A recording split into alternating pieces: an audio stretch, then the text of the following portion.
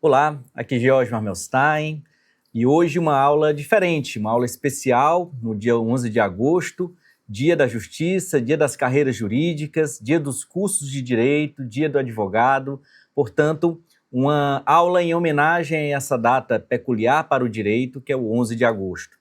Nós vamos hoje fazer uma aula especial, uma aula em que nós vamos defender uma tese, um ponto, e mostrar essa tese em ação.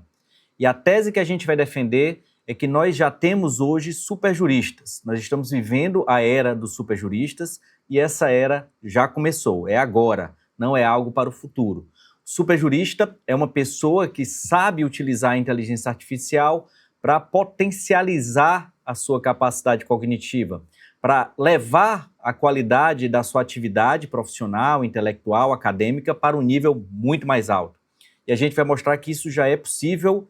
As ferramentas que nós temos hoje de inteligência artificial generativa já proporcionam ao advogado, ao jurista, ao delegado, ao juiz, ao promotor, uma oportunidade única de conseguir elevar a sua atividade para um plano superior. E eu quero, dentro desse mote, mostrar que as pessoas ainda estão engatinhando no mundo da inteligência artificial, o que é natural, porque realmente esse é um fenômeno muito recente.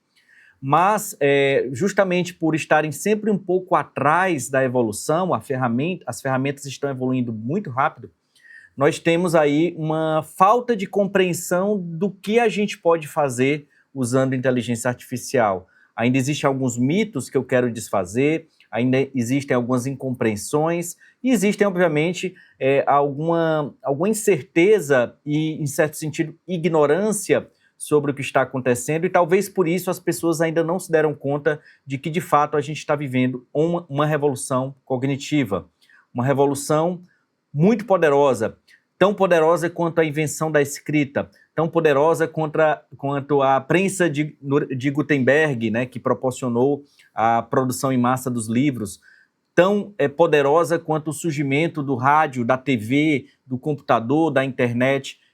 Sim, a gente está vivendo uma grande revolução cognitiva.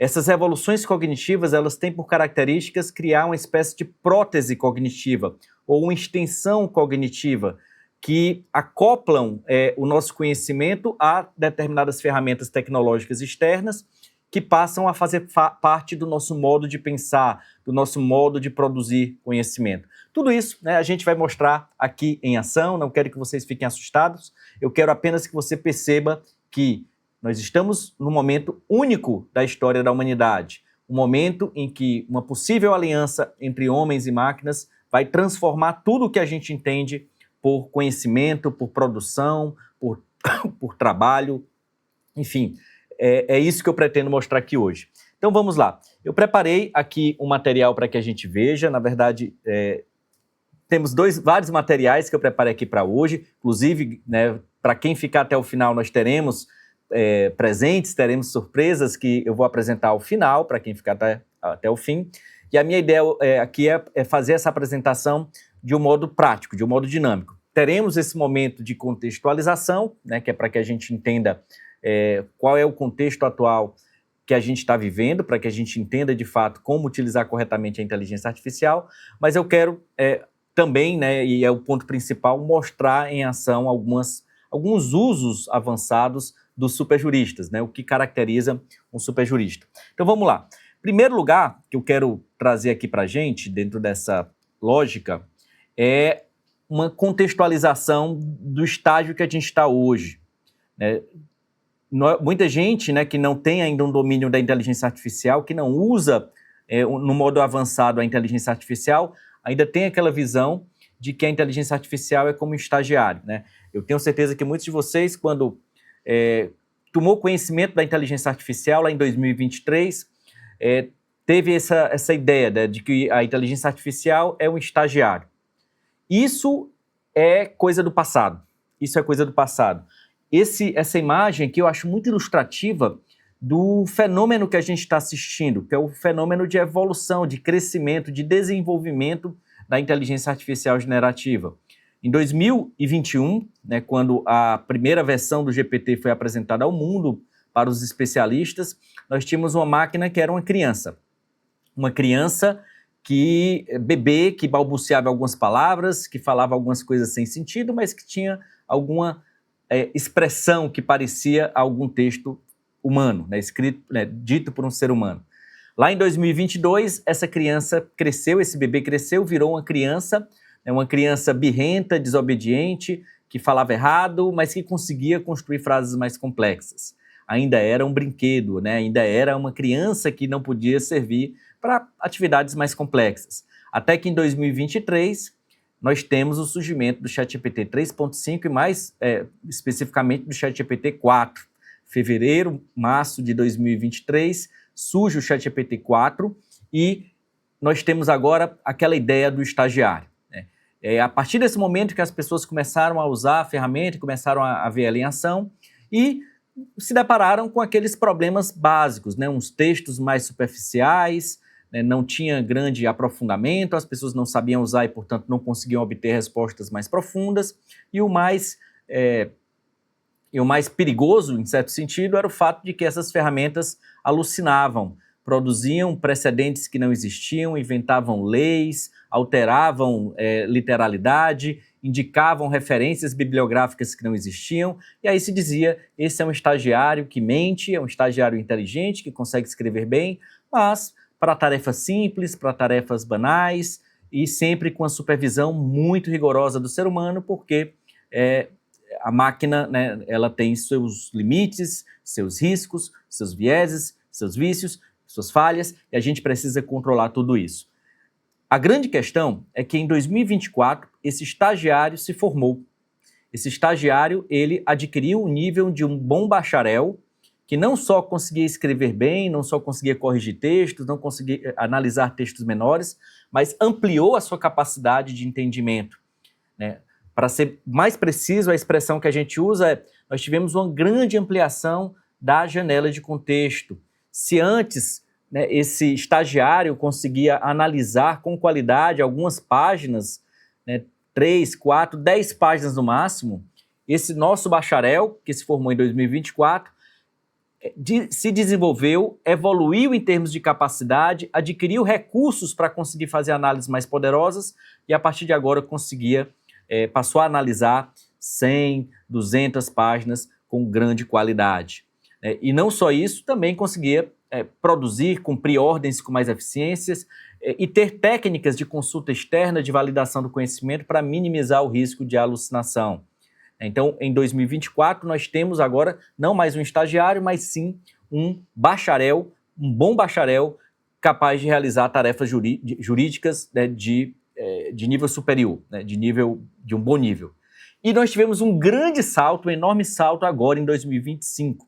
2025, esse bacharel adquiriu o diploma de PhD. Esse bacharel passou a ser capaz de analisar não apenas 100, 200 páginas, mas muito mais páginas. E ele se uniu a outros PhDs, de modo que hoje a gente não trabalha com modelos, digamos assim, únicos, modelos que dão uma resposta a uma pergunta. Nós temos agora uma equipe de modelos de inteligências artificiais trabalhando em conjunto, sem que a gente saiba quantas são exatamente, que vão cumprir a tarefa que a gente pede e conseguir dar uma resposta de extrema qualidade. Só para ficar claro, quando eu falo, né, dessa equipe de modelos, eu estou falando de ferramentas como agentes, como os Deep Research, né, os agentes de pesquisa profunda, porque eles mudam completamente o jogo, e é aqui onde entra a revolução que eu estou falando. É aqui onde entra os superjuristas, é aqui onde entra uma nova forma de trabalhar, uma nova forma de compreender, de analisar processos, de pesquisar, de escrever. É impressionante o que eles fazem. Antes, o que é que nós tínhamos? Nós tínhamos uma solicitação do usuário: por favor, corrija esse texto, por favor, resuma esse processo, por favor, me explique isso. E o modelo, né, que era um modelo só, ia continuar aquela conversa de modo a fazer sentido para o usuário. Era isso que a gente tinha até 2024. Até 2024 a gente trabalhava com solicitações, inputs, que geravam outputs, sendo processados por uma única máquina, né? É como se você tivesse uma pessoa trabalhando para você para dar aquela resposta. Esses modelos novos, que são supermodelos, os superagentes, né, os deep research, para pesquisas profundas, eles são diferentes, porque o usuário faz uma solicitação, a partir daqui ele vai convocar uma equipe que pode ser de 10, de 20, de 100, de 1000 agentes de pesquisa ou de inteligência artificial generativa que irão analisar a solicitação do usuário, irão executar a solicitação do usuário com maestria. A grande questão é que a maior parte dos usuários hoje estão usando a ferramenta naquele modo antigo, né, no modo estagiário, né, no modo de solicitações simples. Com esses novos modelos de deep research, de agentes, mudou o jogo, porque a partir de agora a gente não trabalha mais com solicitações simples, a gente trabalha agora com tarefas ultra complexas que seriam impossíveis para um ser humano executar sozinho. E é por isso que nós estamos assistindo agora o surgimento dos superjuristas, que são as pessoas que dominam essa ferramenta e conseguem produzir conhecimento que era inimaginável. E uma vez que você tem esses superjuristas, o jurista tradicional que não está usando essa ferramenta, ele se torna quase no nível inferior, no nível de capacidade de produção, de cognição, de intelecto, inferior, porque não conseguem produzir com o mesmo nível, não conseguem fazer uma análise de tanta qualidade.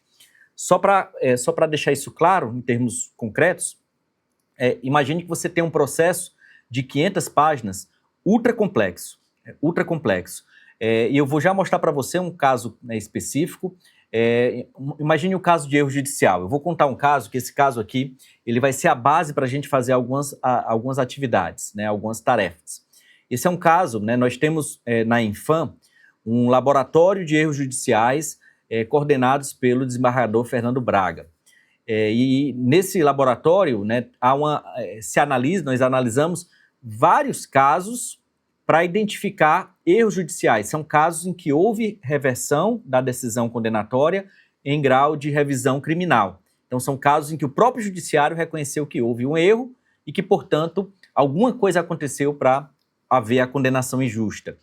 E nesse caso que eu vou narrar aqui agora, é o caso do Igor, é um caso super complicado, porque nós temos mais ou menos 700 páginas de processo, muitas provas produzidas, um processo rico em termos probatórios, uma questão factual difícil porque envolviam 2 crimes, e veja que situação interessante. Ocorreram 2 assaltos numa mesma madrugada, né? Assaltantes primeiro assaltaram um carro, pegaram esse carro e depois assaltaram o segundo carro. Nesse segundo assalto, teve um tiroteio e um dos assaltantes ficou ferido, mas conseguiram fugir. Quando chegou 1 hora depois do segundo assalto, uma pessoa chegou no hospital sangrando, baleada. Essa pessoa teria sido baleada. Obviamente, o policial comunicou à polícia que havia uma pessoa baleada no hospital, a polícia chegou lá, desconfiou que aquele ali seria um dos criminosos do segundo assalto, né, do segundo assalto, e submeteu a um reconhecimento. O primeiro assalto, a vítima do primeiro assalto, reconheceu essa pessoa. Foi ele que cometeu o crime. E, a partir daí, se construiu o caso contra o Igor, o nome dessa pessoa era Igor, e ele foi processado. Foi condenado em primeira instância, foi processado, foi condenado em segunda instância. As provas eram muito fortes contra ele. Ele tinha um álibi, né, de que estava numa festa, que teria sido baleado nessa festa, mas nós tínhamos um reconhecimento, né, de que ele foi identificado, né, por uma das vítimas, e, né, o aspecto do tiro, né, levou um tiro durante o assalto.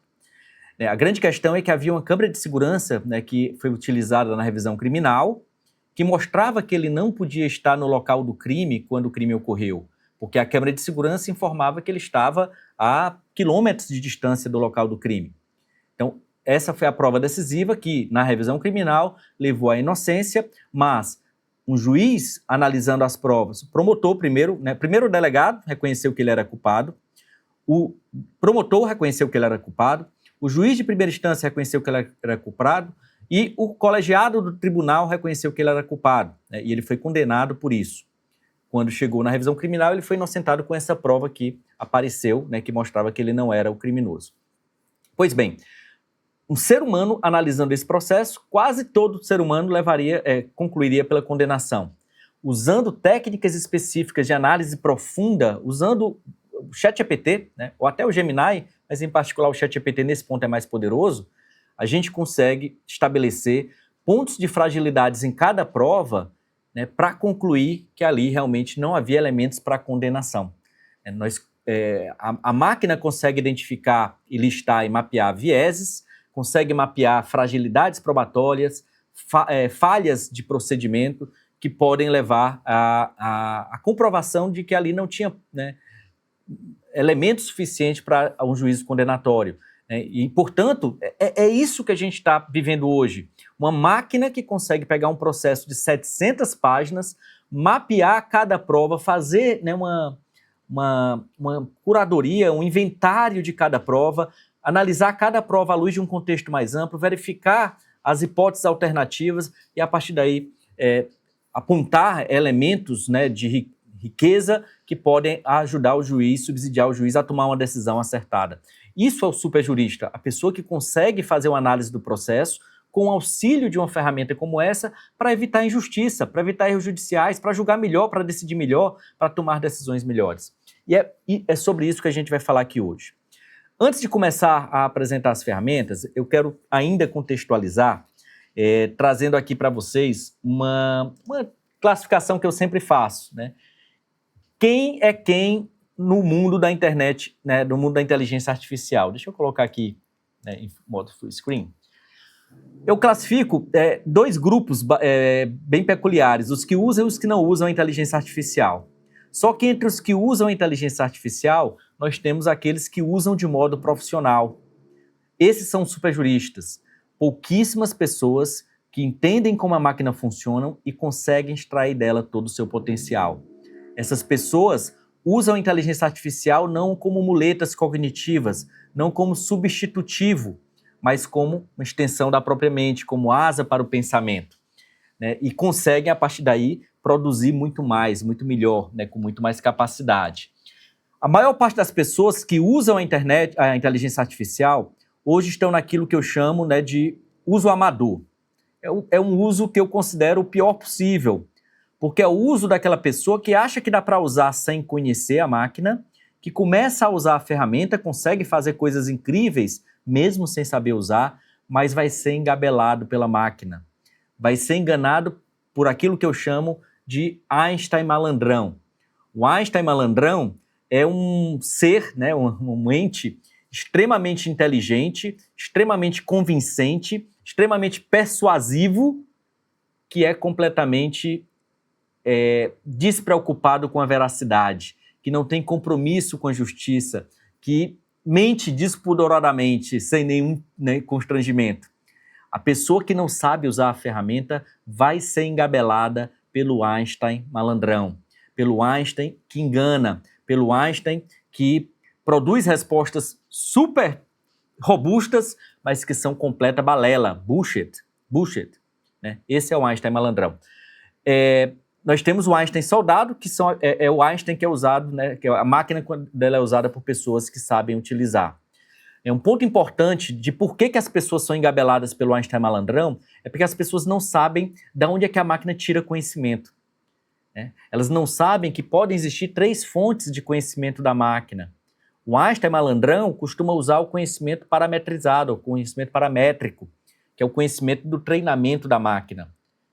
Esse conhecimento ele é muito útil para determinadas tarefas, mas nunca deve ser utilizado para extração factual, né? Você não deve usar o conhecimento da máquina para pedir precedentes, para pedir referências, nem hoje, a não ser que use ferramentas externas, que aí, nesse caso não seria o conhecimento da máquina. Seria a segunda fonte de conhecimento, que é o conhecimento externo, conhecimento online, conhecimento da pesquisa que a máquina faz, que não é dela, não está no treinamento dela, mas que ela tem recursos que consegue procurar na internet e construir uma resposta com base nesse conhecimento externo. Além do conhecimento da máquina e do conhecimento externo, nós temos o conhecimento do usuário, que é o conhecimento que o usuário anexa ou coloca no prompt, né, no comando que ele dá para a máquina, ou coloca no anexo, que também cada qual tem suas peculiaridades. Não quero me alongar em relação a isso aí é um ponto que a gente poderia ter uma aula só sobre isso, sobre o conhecimento da máquina, porque eu quero aqui tratar principalmente do uso da máquina. E aí, nesse caso, né, sabendo que existem dois modos de usar, o modo profissional e o modo amador. O modo amador, ele é muito perigoso, né? É muito arriscado você usar a inteligência artificial para o direito, principalmente, sem ter um domínio completo da ferramenta. Por quê? Porque uma vez que você não sabe usar, você tem dois riscos aí. É como se você tivesse uma Ferrari na sua garagem e você não sabe pilotar. Então, se você pegar essa Ferrari e sair para dirigir, de duas uma, ou você vai ter que andar muito devagar, né, o que é seguro, mas você não vai conseguir extrair toda a potencialidade da sua Ferrari, ou você vai tentar acelerar e provavelmente vai tacar essa Ferrari num poste, vai se estabanar no poste e o desastre, o acidente vai ser certo, né? E é isso que a gente não quer. O uso amador ele vai levar a esse tipo de uso. Então, se você é usuário da máquina e ainda não está no nível de uso profissional, necessariamente, obrigatoriamente, você precisa se capacitar. Você precisa conhecer os limites e as potencialidades da máquina, você precisa saber alguns conceitos importantes como janela do contexto, como conhecimento da máquina, como alucinação, temperatura. São alguns conceitos bem básicos que a gente aprende, né, no módulo 1 do curso de escrita jurídica para poder dar o passo seguinte, que é o uso avançado, o uso dominando engenharia de prompt, dominando algumas ferramentas mais avançadas para usar inteligência artificial. Pois bem, eu falei aqui dos que sabem usar a máquina, dos que usam a máquina, né, daqueles que estão usando a inteligência artificial. Mas nós temos também um grupo de pessoas que são os que não usam a IA. E nesse caso, nós temos dois grupos, né, bastante legítimos. Os que não usam por desconhecimento, e por isso têm medo de usar a máquina, e aqueles que não usam por resistência. Os dois grupos são muito legítimos. Se eu não sei usar uma ferramenta, eu prefiro não usar, para não causar um estrago, né, para não bater essa Ferrari num poste, ou o que é pior, atropelar alguém. Por isso, né, essa aula aqui de hoje, ela é muito dirigida para esse grupo, para o grupo que não sabe usar a máquina, deseja conhecer um pouco mais e dar esse salto e chegar no nível de uso profissional da máquina. Junto ao grupo dos que não usam a IA, nós temos um grupo que é também muito legítimo, que é o grupo dos resistentes, daqueles que, por uma questão mesmo de posição filosófica, até ideológica em algum contexto, acham que as máquinas, inteligência artificial é uma ameaça, que vai destruir a humanidade e que, por isso, nós devemos destruir as máquinas, devemos ficar longe das máquinas, não entrar nesse mundo porque isso vai ser um risco para a humanidade. Eu não vou discordar da ideia central de que as máquinas podem gerar um risco para a humanidade. Nós estamos no campo de incerteza e que há, sim, um percentual de chance de que a inteligência artificial generativa gere uma superinteligência que, a partir daí, gere um novo nível de humanidade que pode implicar, né, no fim da humanidade tal como nós conhecemos. Não quero discutir isso, esse é um campo muito especulativo, é um campo que entra numa área que depende de muitas variáveis que estão fora do nosso controle, mas eu quero tocar num ponto aqui, que é o fato de que, para mim, no momento que a gente vive hoje, o pessimismo, ele é uma estratégia pior do que o otimismo em relação à inteligência artificial generativa. O pessimismo nos leva a esse afastamento, a essa resistência e esse distanciamento que nos impede de conhecer o que está acontecendo, de usar corretamente e de tirar proveito da máquina. O pessimismo, ele gera inação, ele gera uma falta de capacidade de reação e até mesmo de domínio e de controle. Em certo sentido, se a gente não dominar a máquina, e para isso a gente tem que ser otimista quanto ao uso da máquina, a gente vai ser dominado por ela. É por isso que eu defendo que a ideia do pessimismo em relação às máquinas é algo que a gente não deve seguir. É preferível que a gente cumpra algum tipo de missão transformadora, de controlar a máquina. Esse é o ponto de partida. Eu defendo que o otimismo é melhor do que o pessimismo. O otimismo nos permite olhar para a máquina e tentar usar ela corretamente, tentar tirar proveito da máquina, tentar evoluir a partir dali, né? Assim como Sócrates resistiu à escrita, né? Para quem não conhece, Sócrates ele tem um texto, na verdade ele não escrevia, quem escrevia era Platão, mas colocou na boca de Sócrates essa defesa da oralidade contra a escrita, né? Sócrates tinha um ponto de que a escrita iria tornar a mente humana preguiçosa, iria tornar as pessoas... eu até coloquei algumas palavras aqui, né, para que a gente veja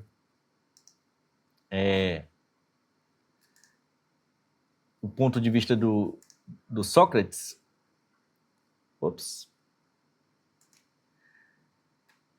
Que é o fato de que... Cadê? Em algum lugar que a gente encontra.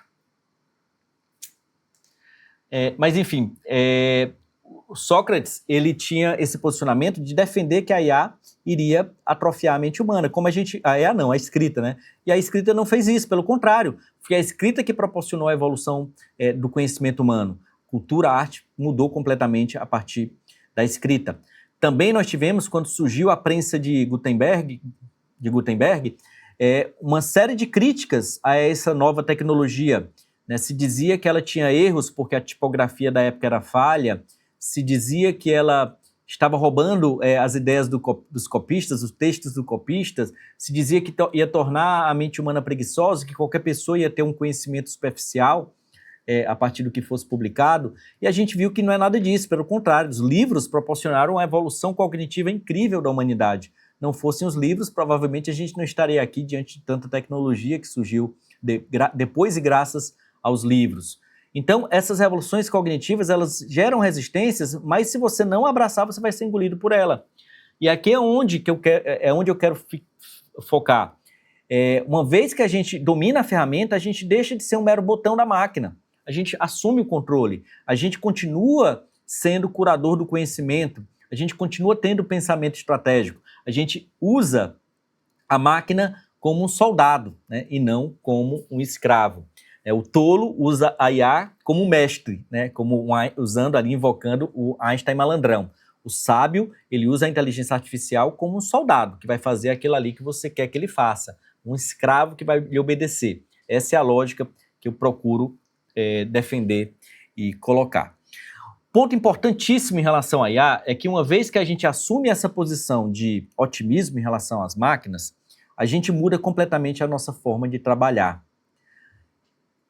Eu sei que, mesmo no uso amador, as pessoas que usam de modo amador já devem ter percebido isso. Quando você passa a usar a inteligência artificial, você tem ganhos de quantidade e de qualidade. O ganho de quantidade é que você consegue fazer muito mais tarefas em menos tempo.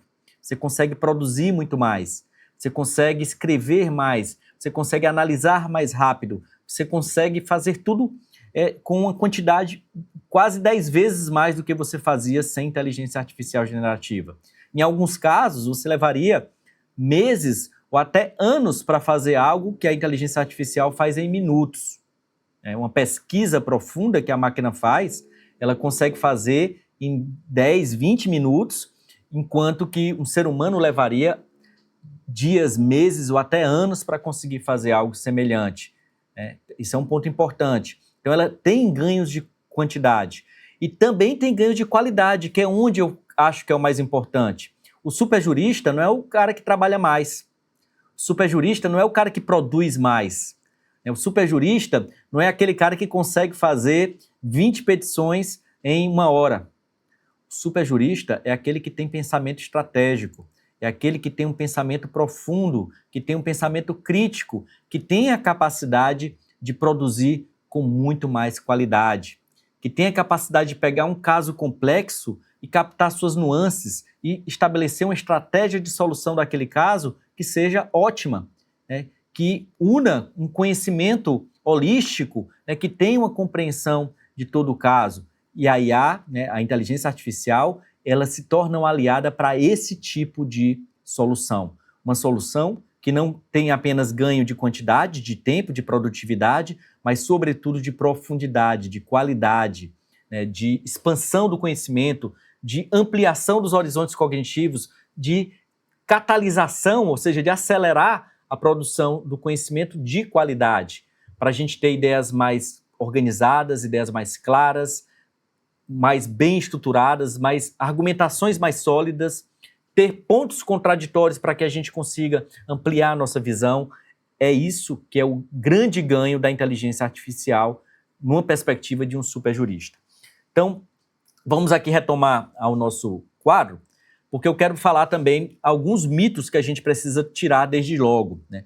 Um primeiro mito, que é um mito que está muito associado àquela ideia do 2023, que a gente pensava na inteligência artificial como estagiário, e muito associada à fraude, né, uma trapaça intelectual, é o mito de que a inteligência artificial ela é uma ferramenta para mentes preguiçosas. E que, portanto, somente quem não sabe escrever, quem não sabe pesquisar, quem não sabe analisar, é que deveria usar a inteligência artificial. É justamente o contrário. As pessoas que são preguiçosas por natureza, elas vão continuar preguiçosas. Elas vão usar a inteligência artificial, vão se enganar, vão conseguir produzir algum conhecimento que vão ter uma aparência de qualidade, porque a máquina tem essa capacidade, porém, elas vão atrofiar. Elas vão produzir um conhecimento que não vai ser incapaz de se destacar no mundo, porque vai ser aquele conhecimento mediano, conhecimento superficial, aquele conhecimento que a máquina produz em massa. Nós não precisamos de um ser humano para produzir conhecimento mediano. Então, portanto, quem tem preguiça mental, quem usa a inteligência artificial, né, como substitutivo e não como expansão, quem transfere para a máquina, para quem terceiriza para a máquina o esforço cognitivo, para quem é incapaz de ter um pensamento crítico para orientar a máquina e revisar o que a máquina faz, a máquina vai ser apenas, né, um caixão, né, para que essa pessoa desapareça em termos cognitivos, epistêmicos. O que ela vai produzir com a máquina não vai ter muito valor. A máquina ela vai ter um impacto muito grande, e é onde vai ter o grande diferencial, para as mentes pensantes, as mentes curiosas, as mentes críticas, aquele pensamento aguçado que não se conforma com o mediano, com o medíocre, que quer avançar para além do ordinário. É isso que a máquina produz e é isso o conceito do superjurista. O superjurista não vai usar a IA como muleta, vai usar como asa, e eu vou mostrar como é que a gente faz isso. Eu vou mostrar como catalisar isso aí para um nível muito mais acima, muito mais avançado do que esse uso ordinário. E ela não é uma ferramenta de fraude intelectual para quem usa corretamente. Pelo contrário, em certo sentido, é antiético não usar a ferramenta. Eu gosto de contar uma história que imagine uma situação de um advogado tributarista que tem uma causa lá milionária e precisa de um contador para ajudar a fazer os cálculos. Ele chega para o contador e diz: olha, eu estou com essa causa aqui, eu quero que você me ajude, né, faça os cálculos disso. O contador diz: olha, eu cobro R$1.000 por hora. O cara diz: beleza, pode fazer, né, use o tempo necessário e depois traga os cálculos para mim.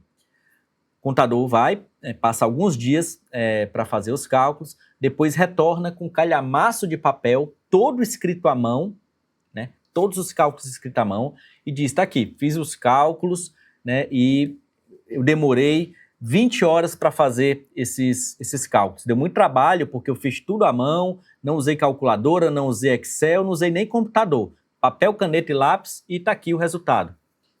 Tenho certeza que esse advogado iria olhar para o contador e ia dizer: esse cara é louco. Ou então, pelo contrário, é um mau caráter, porque ele poderia ter usado calculadora, Excel, ferramentas avançadas de cálculo e ter feito esse mesmo cálculo com muito mais precisão, com muito mais qualidade, com muito mais rigor, em horas, em minutos, né? Em 1 hora ele conseguiria ter feito o que ele levou 20 horas para fazer. Então, nesse caso, a gente consideraria esse contador que não usou as melhores ferramentas disponíveis para fazer aquela tarefa como, eu não vou dizer um pilantra, né? não vou chamar ele de um estelionatário, mas com certeza ele não estaria ali no rol de competência. Nós não consideraríamos esse cara mais competente porque ele não usou máquinas. Pelo contrário, ele é taxado como incompetente, como uma pessoa, até em certo sentido, antiética, porque não proporcionou para o cliente o melhor produto, não usou as melhores ferramentas para aquela tarefa. Imagine que você tenha que mudar um número, né? O primeiro número da tabela estava errado, não era 1.000, era 1.100. Agora ele vai ter que fazer tudo de novo à mão, vai levar mais 20 horas para refazer tudo que ele fez. Se ele tivesse feito uma planilha do Excel, bastava alterar lá o número na planilha e automaticamente, né, sairia o resultado sem nenhum tipo de demora. Então, o primeiro ponto é que se a gente tem ferramentas cognitivas que nos permitem tomar melhores decisões, conhecer e compreender melhor um caso, nós temos o dever de usar essas ferramentas. Aqui eu quero tocar em outro ponto importante, que é o fato de que muita gente ainda acha que o uso da IA é uma trapaça, né, uma espécie de trapaça intelectual, e não usa porque acredita que o conhecimento genuíno é aquele que é feito sem nenhum tipo de recurso.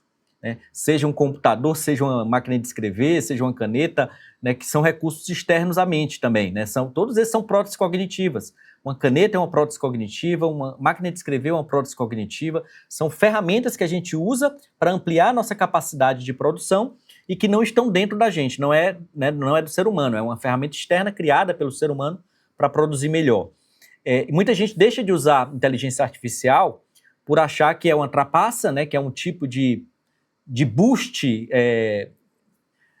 cerebral, né, e que, portanto, aquilo ali não deve ser usado. E aí, portanto, né, imagine um juiz que esteja numa condição como essa e, ao invés de usar a inteligência artificial para conseguir ter uma compreensão melhor do caso, usa apenas sua mente e chega numa audiência completamente despreparado. Chega numa audiência sem saber direito quais são os pontos controvertidos, quais são as provas do autor, quais são as provas do réu, né? Quais são os fatos relevantes que ele deve tocar durante a audiência, quais são as perguntas que ele deve direcionar para as testemunhas.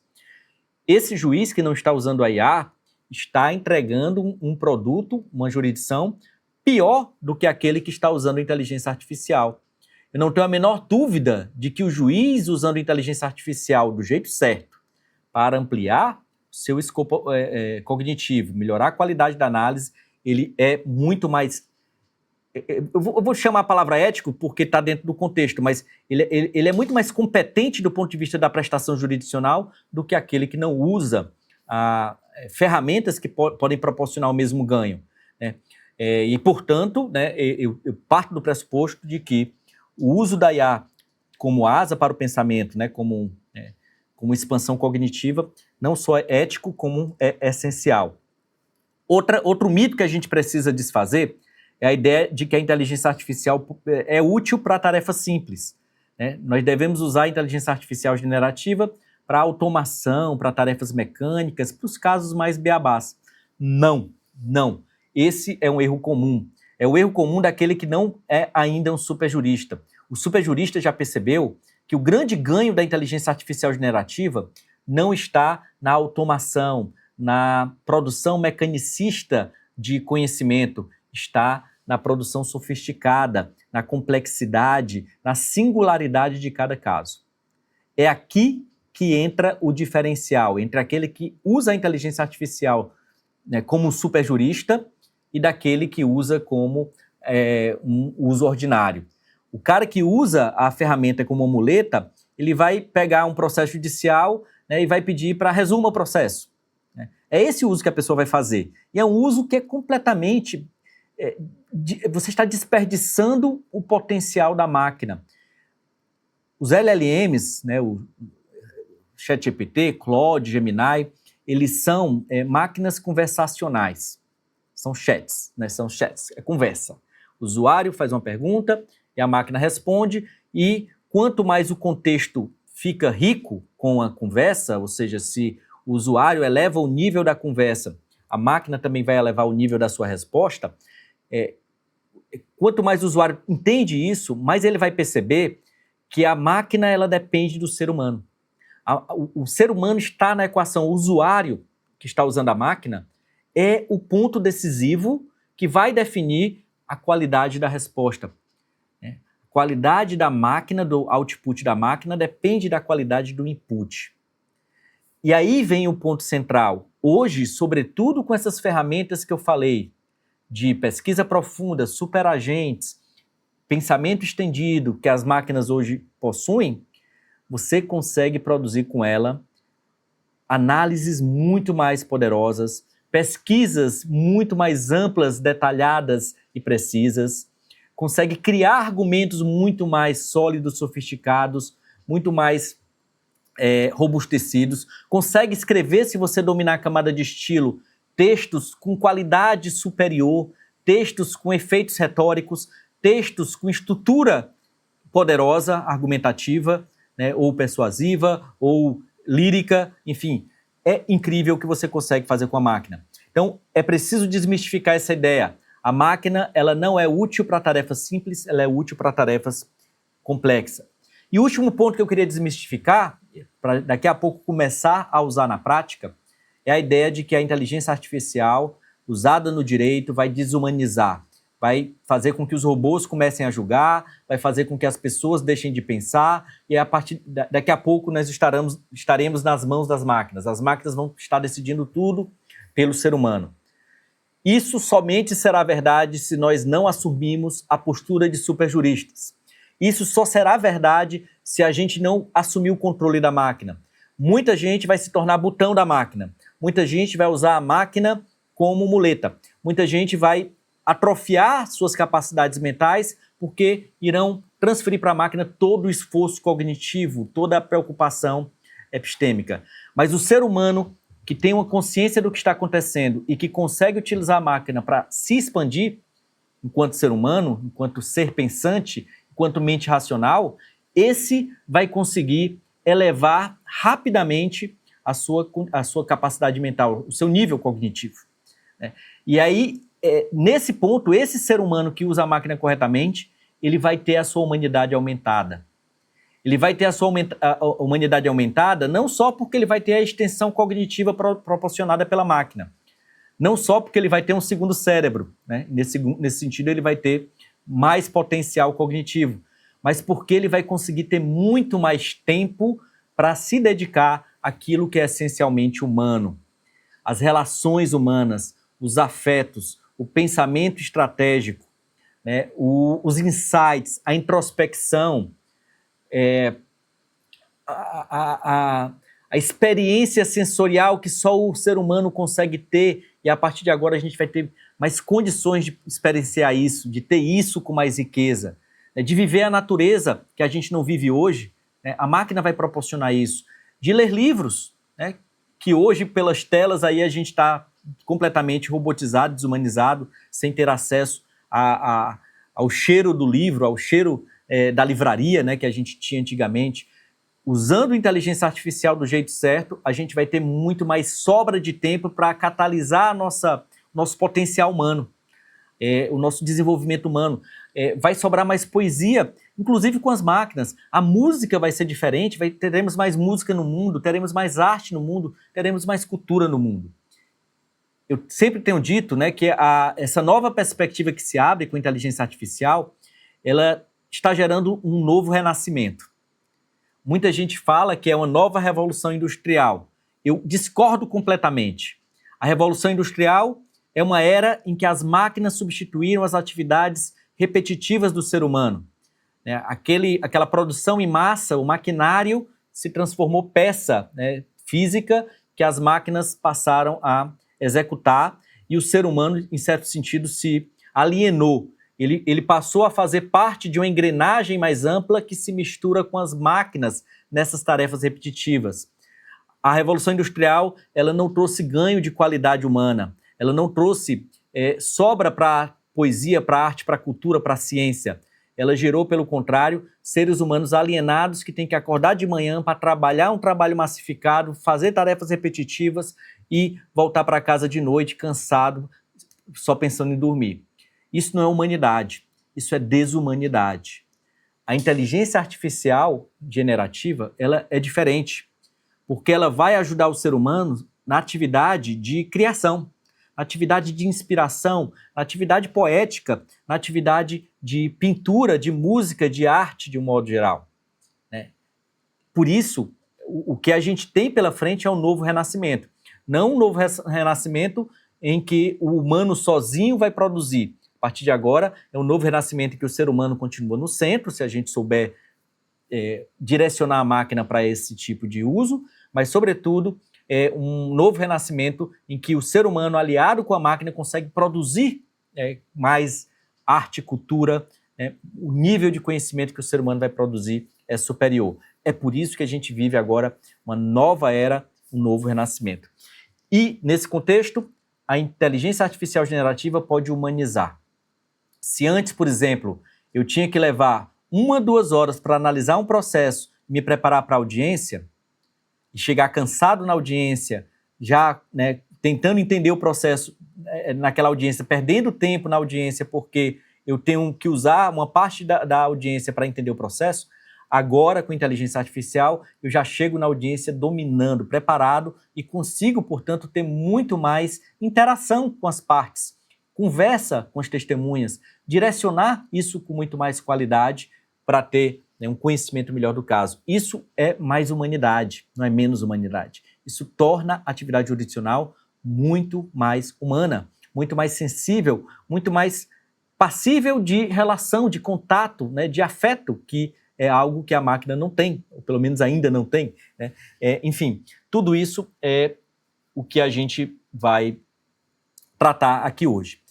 Último tópico, antes de eu passar para o uso da inteligência artificial, é falar em habilidades. Eu quero falar um pouquinho das habilidades que o superjurista precisa ter para conseguir dominar a inteligência artificial generativa. Aqui, mais uma vez, a gente tem que destruir uma espécie de mito, que é o mito de que a inteligência artificial vai tirar a necessidade do ser humano de aprender, né? Não é.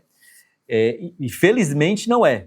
Porque para você usar a IA, você vai ter que aumentar o seu domínio sobre assuntos que antes você não precisava. O superjurista, ele, em primeiro lugar, precisa ter um conhecimento jurídico refinado. O princípio básico de uso da IA é que nós não conseguimos usar com qualidade a inteligência artificial para temas que nós não dominamos. Eu não sou médico. Eu jamais conseguiria fazer um diagnóstico médico, escrever um artigo científico em medicina usando inteligência artificial.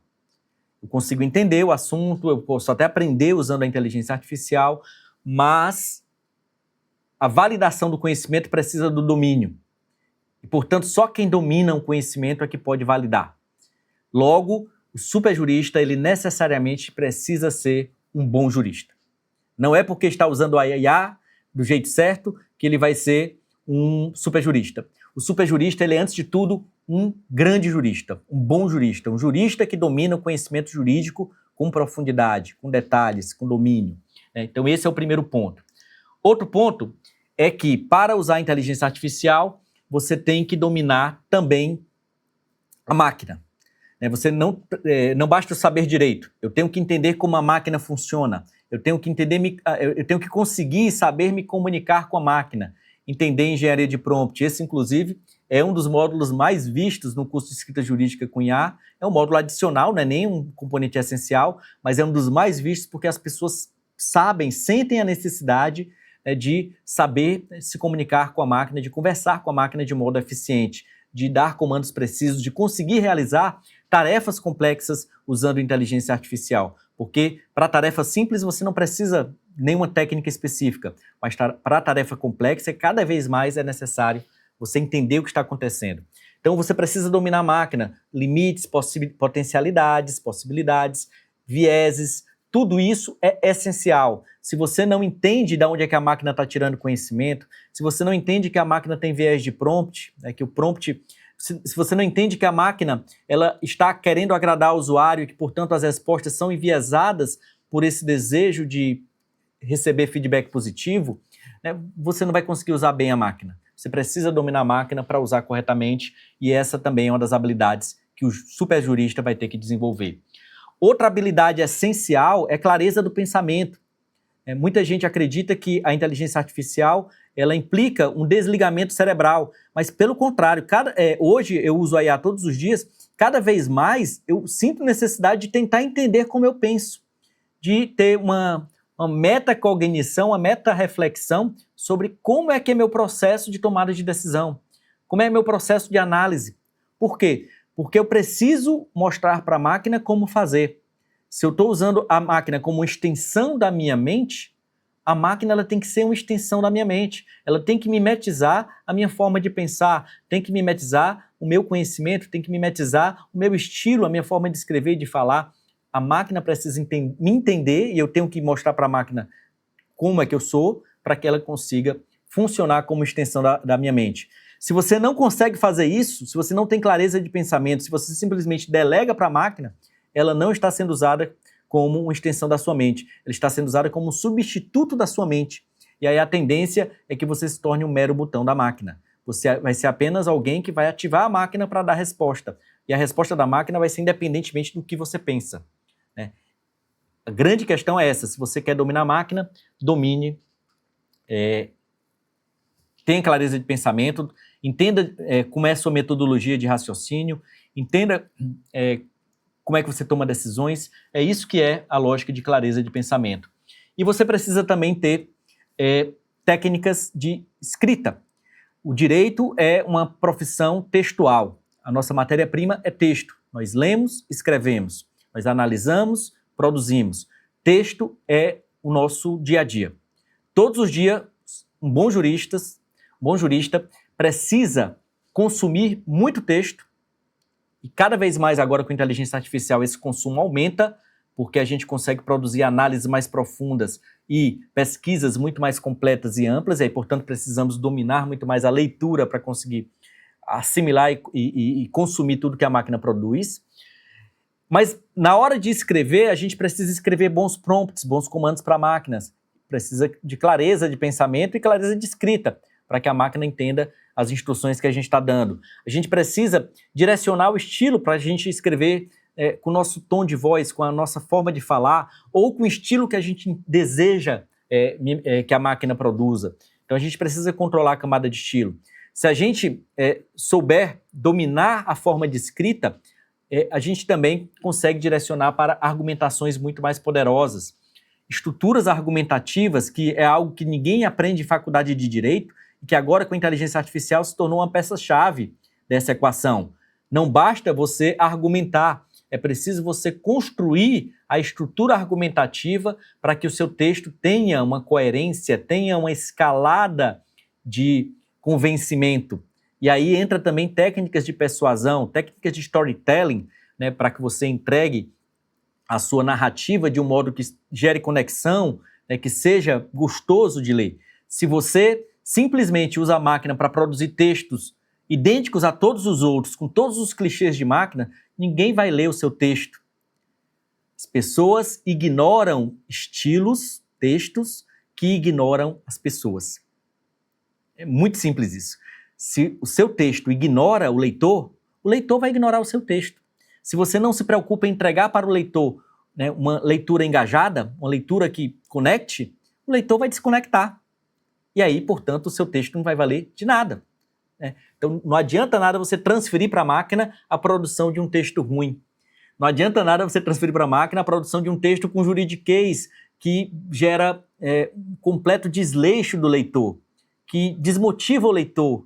É um texto broxante, cheio de clichês, cheio de jargões que ninguém gosta, né? Abiovo, exempligrácia, cheio de latinismo, cheio de expressões barrocas, outrocim, destarte. A gente precisa dominar estilo, escrita, para conseguir produzir textos de qualidade. Essa é uma das grandes habilidades dos superjuristas. O curso de escrita jurídica com IA, ela surgiu com esse foco, né? Construir textos persuasivos, argumentativos, com extrema qualidade, usando inteligência artificial. Evoluiu porque a máquina evoluiu, mas a base, o coração, né, do curso de escrita jurídica com IA continua sendo argumentação, estilo, persuasão, escrita. Tudo isso é o que está, né, na base do curso. E um último tipo de raciocínio que o superjurista precisa ter, cada vez mais é importante, é o pensamento estratégico. É um pensamento estratégico para ter uma capacidade de ir além do que a máquina pode prever de um modo normal.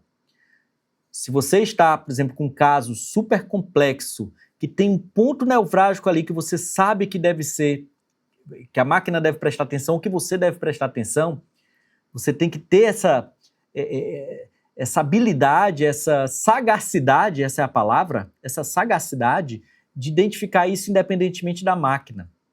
Porque você precisa direcionar a máquina para olhar para aquele lado.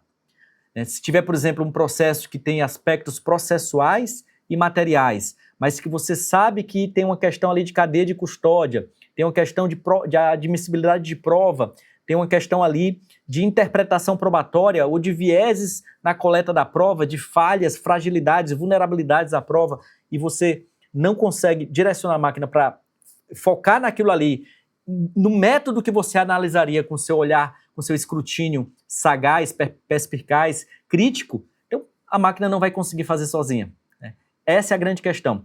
O superjurista, ele tem pensamento estratégico, ele tem uma ação estratégica para conseguir captar algo independentemente da máquina e direcionar a máquina para fazer exatamente aquilo que ele faria se estivesse analisando o caso.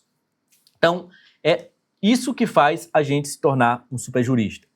E quais são as atividades que geralmente nós vamos fazer usando inteligência artificial no direito? Nós temos muitas tarefas, né? Vou selecionar aqui 3 para que a gente possa focar, começando com a mais simples, tarefas de escrita, né?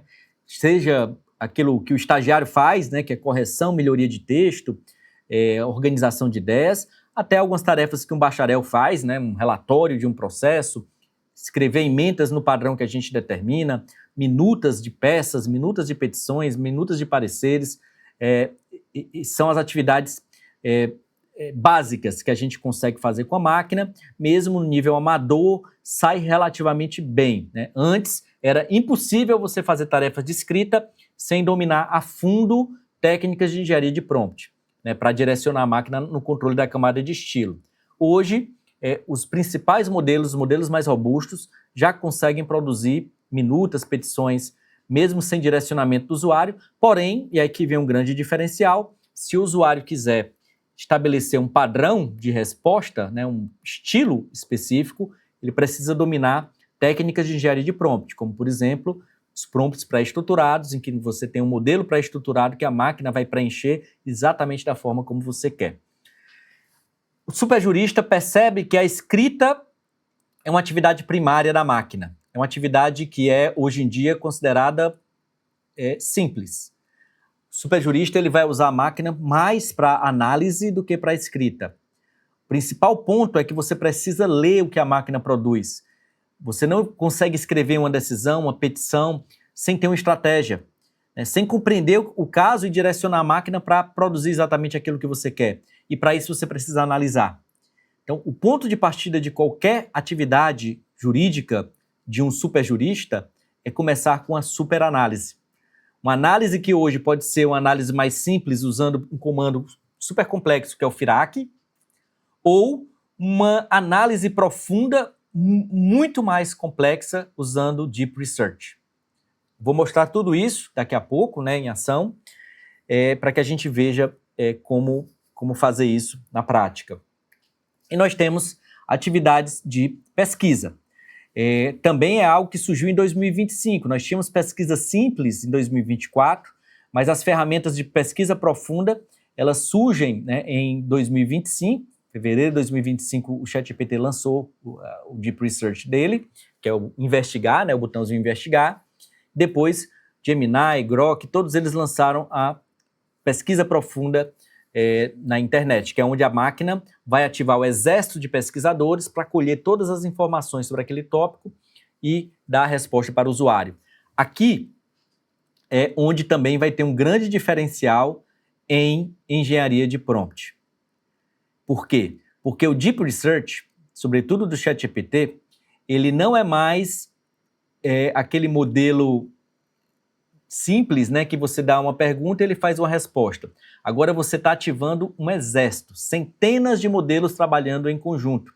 Isso nos possibilita criar prompts muito mais elaborados, muito mais complexos. Vou mostrar daqui a pouco para vocês um prompt que eu fiz para discussão em saúde, que tem 27 páginas. É um prompt ultra complexo e que funciona, e só funciona, no Deep Research do ChatGPT. Ou, né, de modo não tão bom no Deep Research, nos outros Deep Research também, mas o ChatGPT é o que tem a melhor dirigibilidade, que é a capacidade de obedecer o que o usuário faz.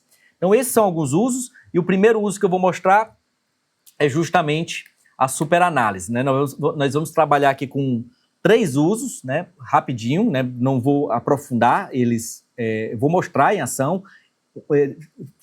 Depois vou dar um presente aqui para vocês. Em um desses prompts vocês vão receber, né, um GPT customizado de um desses prompts que eu vou mostrar para vocês. Nós temos o Super Análise, né, que a gente vai trabalhar daqui a pouco. Temos o Super Escrita e temos Super Pesquisa. São três técnicas que um super jurista consegue fazer utilizando inteligência artificial. E é onde a gente vai mudar completamente o jogo, porque a gente vai sair daquela ideia, escreva a petição, para escreva algo incrível. Ou analise o caso para analise com a melhor metodologia do mundo que a gente vai mostrar para a máquina como fazer. Um exemplo que muitos já conhecem, talvez seja um dos meus comandos que mais se tornaram virais, né, conhecidos, todo mundo hoje em dia já sabe, tem uma noção do que é o FIRAC, né, mas eu que passei a divulgar o FIRAC, porque a primeira vez que eu usei a máquina em 2023 e que aprendi o que era o FIRAC usando inteligência artificial, poxa, isso é incrível. E aí eu desenvolvi o FIRAC Plus, né, que é um FIRAC turbinado, em que para além, né, dos componentes básicos do FIRAC, que é fatos, questão central, regra aplicável, aplicação da regra aos fatos e conclusão, a gente estabelece outros elementos dentro de uma metodologia de prompt que a gente consegue direcionar a máquina para fazer exatamente o que a gente quer. Então, se você quer fazer uma análise de qualidade, não peça resumo para a máquina. Se você quiser fazer uma análise de qualidade, não peça simplesmente que ele faça uma análise FIRAC. Ensine para a máquina exatamente o que você quer. Mostre o passo a passo. O meu comando FIRAC, ele diz, olha, máquina, mais ou menos assim a ideia do FIRAC. Máquina, você é um grande assistente capaz de fazer uma análise profunda, detalhada de um processo. Eu quero que você analise o processo que eu vou fornecer, use como fonte de conhecimento apenas e exclusivamente os fatos que estão nesse processo, não use elementos externos, não cite precedentes que não estão aqui, né? Você tem que controlar bem a camada de conteúdo para que não haja alucinação. E você estabelece, e siga a seguinte metodologia de análise. Nessa metodologia você vai me estabelecer os fatos, e esses fatos têm que ser detalhados, em ordem cronológica, estabelecendo eventos, datas, nomes, tudo que for relevante, né, números, que seja necessário para a compreensão do caso. Depois eu quero que você estabeleça qual é a questão central desse caso, né, me dê uma pergunta, né, que diga qual é a questão central, e essa é uma tarefa difícil para a máquina, que é uma tarefa de interpretação. Depois estabeleça quais são os pontos controvertidos, né, me diga, né, exatamente quais são os tópicos que as partes estão divergindo, factuais e jurídicos, e ela vai, né, mapear esses pontos controvertidos. Diga qual é o direito aplicável a partir do que foi citado nas petições, né? Diga quais são os argumentos e provas do autor, quais são os argumentos de prova do réu, né?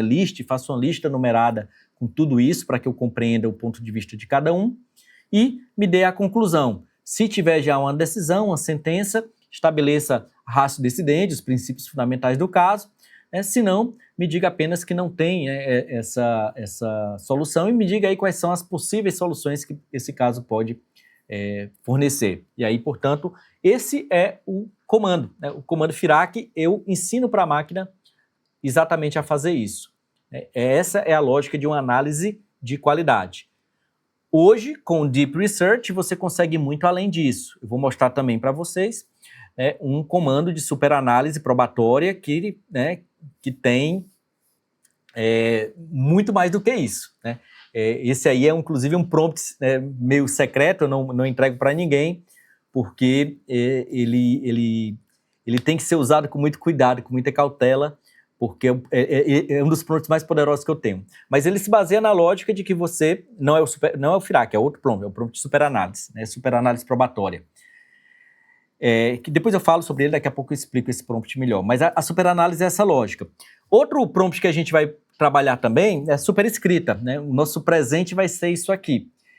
Nós temos o poder de estabelecer qualquer petição, a gente consegue criar prompts para contestação, apelação, recurso especial, recurso extraordinário, embargo de declaração, sentença, denúncia, tudo a gente consegue ensinar para a máquina. Tudo a gente consegue ensinar para a máquina. Só que ela vai produzir um texto que é cheio de clichês, vai ser aquele texto jurídico cansativo. E, por exemplo, se você quiser fazer uma sustentação oral, ou um memorial, A técnica é diferente, você vai ter que usar mecanismos mais sofisticados de retórica, de persuasão, e aí você pode criar um comando, que é o que eu vou mostrar para vocês, em que ele propõe aí uma estrutura textual que começa com um gancho, faz uma contextualização transformadora, passa para uma declaração de tese, faz um mapa argumentativo do caso, depois um desenvolvimento estratégico, chega no clímax argumentativo, até chegar a um desfecho memorável. Então a gente consegue criar estruturas como essa, a gente consegue estabelecer uma organização de saída do texto que ela vai fazer, estabelecendo qual é a ordem que a gente quer, quais são as figuras retóricas que a gente quer que ela inclua, tríade, anáfora, quiasmos, paralelismo, contraste, metáfora, tudo isso, frase de efeitos, né, perguntas retóricas, tudo isso a gente consegue estabelecer, e quando a gente domina isso, né, isso aqui, de certo modo, é o coração da superescrita, né, do curso de escrita jurídica com IA. Quando a gente domina isso, a gente tem uma qualidade de texto infinitamente superior do que aquele que a gente vê por aí do pessoal produzindo com máquina, cheio de clichês, cheio de crucial, cheio de não só, mas também, cheio de gerundismo, cheio de preciso ressaltar que, né? Essas falhas, esses vícios, esses clichês, que são clichês jurídicos e clichês de máquina, a gente consegue eliminar usando a nossa superescrita, técnicas para produzir textos como a gente quiser, sem o ranço da máquina, né? Sem esse formato de máquina. E, finalmente, um outro campo que a gente vai explorar aqui também, nessa parte final em que eu vou mostrar esses prompts em ação, é a superpesquisa, que hoje é um dos campos mais ricos que nós temos, porque o superjurista, ele tem um método de trabalho que faz uma superanálise do processo, né, compreende o problema, verifica quais são os pontos que ele precisa pesquisar, usa o Deep Research para conseguir entender o problema, produz vários relatórios de Deep Research em ferramentas diversas para ter mais conhecimento, joga tudo isso em outra ferramenta de escrita para conseguir usar esse conhecimento para produzir uma solução. Enfim, é um fluxo de trabalho que um superjurista vai aprendendo a fazer usando inteligência artificial. Vamos trabalhar... só mostrar aqui para vocês exatamente como é que é esse fluxo, o que é a superpesquisa. A superpesquisa é um método de usar o Deep Research, só que não é simplesmente pedir Deep Research, faça uma pesquisa sobre responsabilidade civil envolvendo furto em supermercado. Porque a máquina vai fazer isso relativamente bem, mas não vai ter a qualidade de uma superpesquisa. Na superpesquisa, nós estabelecemos no nosso prompt, nós temos prompts que criam prompts para fazer superpesquisa, em que nós definimos um escopo da pesquisa. Se for de precedentes, vai ter um escopo, se for de doutrina, vai ter outro, se for de artigo científico, vai ter outro, se for de fornecimento de medicamento, vai ter outro. Cada tipo de pesquisa tem um escopo diferente. Nós estabelecemos, a partir do escopo da pesquisa, quais são as fontes de consulta, né? E aí, portanto, a gente direciona para uma fonte mais acadêmica, para uma fonte mais de precedentes de tribunais, né? Mais blogs, comunidades, se for uma coisa mais prática. A gente consegue fazer isso usando técnicas de prompt para pesquisa profunda. E nós temos também como definir, que é o mais importante, o formato de resposta. Se a gente vai querer um relatório estruturado, se a gente vai querer um playbook, se a gente vai querer um guia prático, se a gente vai querer um manual, se a gente vai querer um artigo científico, se a gente vai querer... Enfim, a gente estabelece no nosso prompt de pesquisa profunda também o formato de saída, qual é a língua de saída, qual é o tamanho, né, de cada componente. Tudo isso a gente consegue fazer usando técnicas para pesquisa profunda. Eu vou tentar mostrar aqui para vocês um pouco disso em ação, né? Como eu falei para vocês, a ideia aqui é que ser bem prático, e a gente vai começar com o mais simples, com o mais básico, que é o FIRAC, né? Que é a pesquisa de análise que todo mundo conhece. Aqui desde 2023 que eu já uso esse prompt, ele salva a vida de muita gente. É interessante porque, como eu tenho não só muitos alunos, mas também muitas pessoas que assistem meus vídeos, eu entrego, né, os prompts para quem quiser ver. O FIRAC, inclusive, é um GPT customizado gratuito né, na GPT Store, qualquer um pode usar, né, basta procurar lá. E tem mais de 200 mil usos, ou seja, ele é muito usado, né, por muitas pessoas diferentes, né, e curiosamente eu não uso o GPT customizado, eu geralmente uso outra técnica para conseguir ter um prompt mais eficiente, mas mesmo o GPT customizado funciona muito bem, e eu recebo muito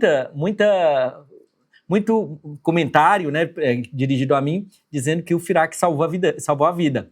É aquele prompt que salva, né, aquele prompt que você está no desespero para uma audiência, e ele consegue lhe entregar o processo ali de mão beijada, os componentes relevantes do processo, em segundos. Ou que você quer ter uma compreensão do caso antes de tomar uma decisão, etc., e ele consegue dar um mapeamento muito rico do processo de modo muito fácil. Então, vamos primeiro mostrar esse caso, esse Firac em ação, que basicamente é aqueles prompts em que você controla o conhecimento. Eu vou colocar aqui um caso que a gente vai trabalhar, que é o caso Pablo Massal. Eu só estou com a inicial dele, ele não tem pontos controvertidos. Eu vou colocar um que tenha pontos controvertidos para que a gente consiga ver com mais detalhes. Deixa eu ver se eu acho aqui um caso mais rico. Eu vou colocar o caso tortura, né, que eu sempre coloco. Vou colocar até a réplica. É um processo de tortura que eu sempre utilizo nos meus exercícios, né? Nós temos um caderno de exercícios que a gente costuma utilizar. E o Firac nada mais é do que esse comando aqui que eu coloco, né? Como eu falei, por que eu não uso o GPT customizado? Porque eu tenho, né, o Promptify, que é um atalho que a gente utiliza com os principais prompts que a gente usa. É um gerenciador de prompts em que eu guardo meus prompts, coloco o atalho e a partir daí, né, basta eu escrever zfirac1, que a gente, e aí poderia ter colocado outro atalho, poderia ter colocado superfirac, né, como atalho, enfim, e ele já traz para mim o prompt bem construído aqui, né? Então essa é uma ferramenta que a gente desenvolveu chamada Promptify, depois a gente comenta um pouco mais sobre ela. Uma ferramenta essencial para o superjurista, porque o superjurista sabe que a melhor forma de usar a inteligência artificial é colocando o comando dentro do prompt, não é no prompt do sistema, é no prompt do usuário. Mas enfim, vamos deixar isso para depois. Eu vou colocar uma versão mais simples para a gente ter uma resposta mais rápida, né, o Sonnet 4, mas isso daqui já nos dá um poder imenso em termos de análise. Ainda não é a superanálise, aqui é uma análise simples, usando o modelo simples, não estou usando o Deep Research, não estou usando pensamento estendido, é o mais básico, é o uso mais básico, e ainda assim a resposta é extremamente qualificada. Com isso daqui eu tenho detalhes do caso em lista, e aí vem um ponto de quem sabe usar a inteligência artificial e quem não sabe. Quando a gente está usando prompts de análise, a melhor forma de trabalhar é com lista, porque a gente consegue entender melhor os passo a passo, ponto a ponto, de tudo que a gente vai ter que analisar. Quando a gente está trabalhando com prompts de escrita, a gente faz texto corrido. A gente não usa bullet points, não usa emojis, não usa... É outra técnica que a gente usa para produzir texto corrido, né? E aqui, portanto, a gente tem uma compreensão muito rica do caso, a questão central estabelecida, os pontos controvertidos que a máquina identificou, o direito aplicável extraído dos documentos do caso, argumentos e provas do autor, argumentos e provas do réu e conclusão. Como não tem sentença ainda, ele só diz o que é que tem que ser resolvido, né? Quais são os pontos que tem que ser resolvido. Então, esse é o Firac, é o prompt de análise que eu tenho utilizado para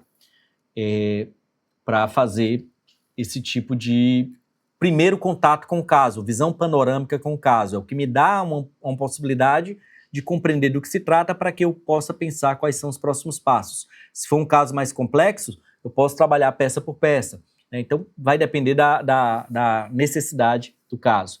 Eu vou mostrar para você um outro tipo de prompt, que é o prompt de análise, aqui sim, a superanálise. Esse é um prompt, vou colocar aqui no Word para que a gente veja esse prompt em ação. Esse é um prompt que eu não posso fornecer, é um prompt que é, em certo sentido, secreto, porque tem alguns aspectos que somente quem tem um domínio muito profundo da inteligência artificial consegue fazer o olhar crítico sobre o que ele produz algo muito profundo, né, mas tem seus vieses e tudo mais. Esse prompt, deixa eu colocar aqui, Z prova integrada, pronto. Esse prompt ele não está entre os meus mais longos, ele tem 16 páginas, só funcionam para pesquisa profunda, e ele une conhecimento de análise probatória e teoria da causalidade de Peter Tylers e Judea Pearl, que é uma análise extremamente profunda de prova, né?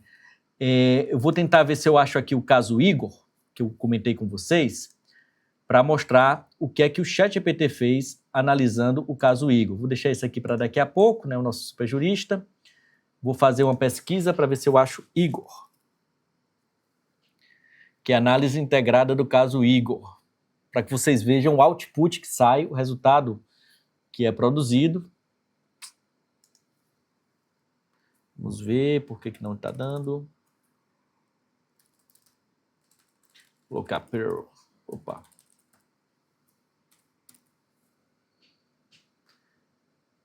Pronto, análise probatória. Eu não sei se esse aqui, deixa eu ver esse outro.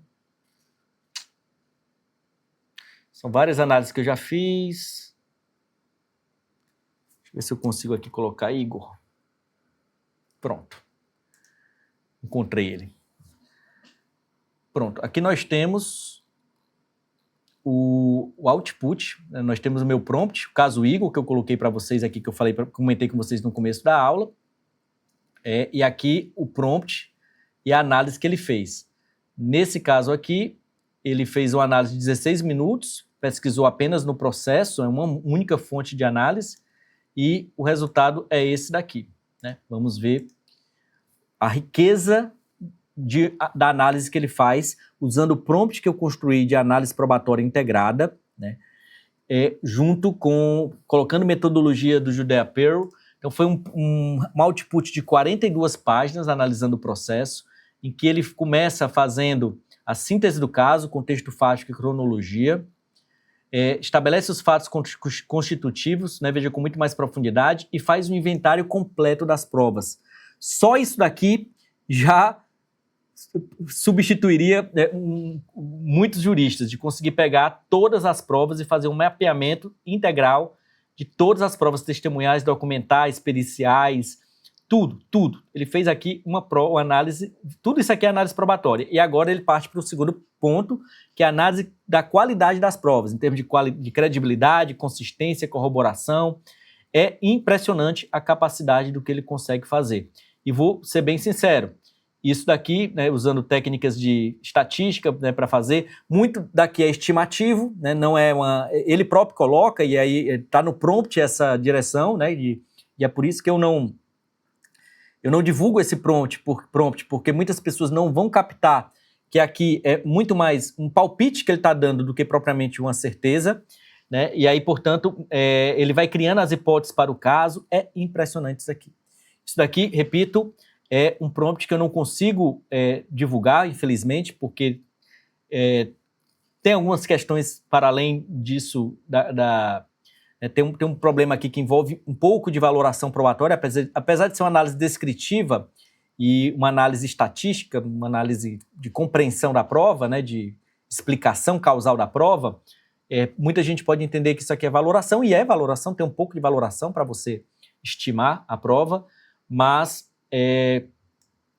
ele consegue fazer algo que muito ser humano não consegue, né? E é impressionante o poder que ele teve, né, de fazer essa análise. Enfim, é só para que vocês tenham uma ideia do que é um superjurista. O superjurista, ele consegue ensinar para a máquina uma metodologia de trabalho usando algo que poucos seres humanos dominam: teoria probatória, teoria probática, análise causal, que é o Judea Pearl, né?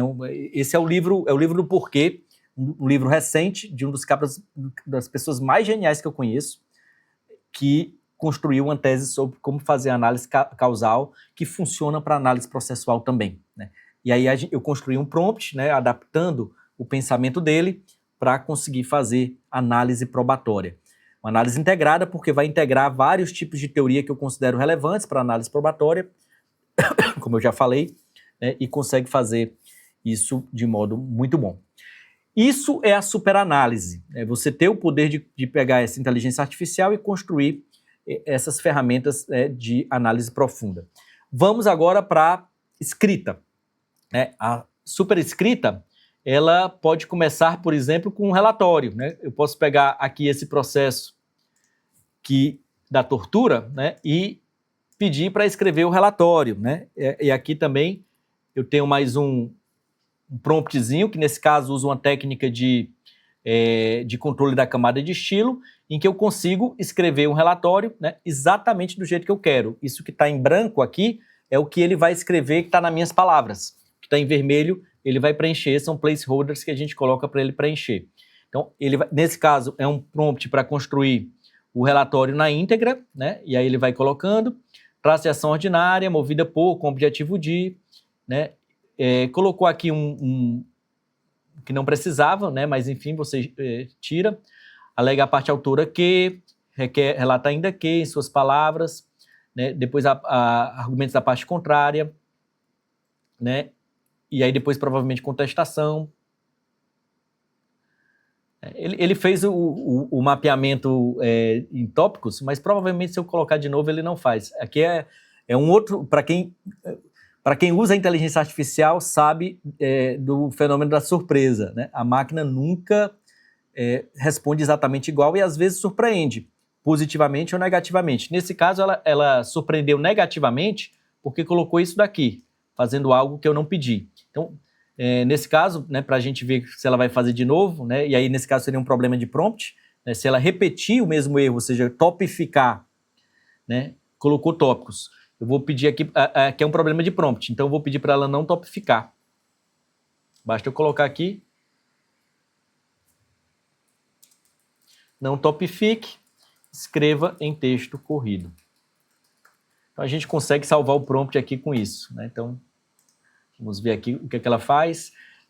Quem sabe faz ao vivo, né, fazendo um teste aqui só para ver se agora ela vai conseguir cumprir esse formato do jeito que eu pedi. Pronto, era isso que eu queria.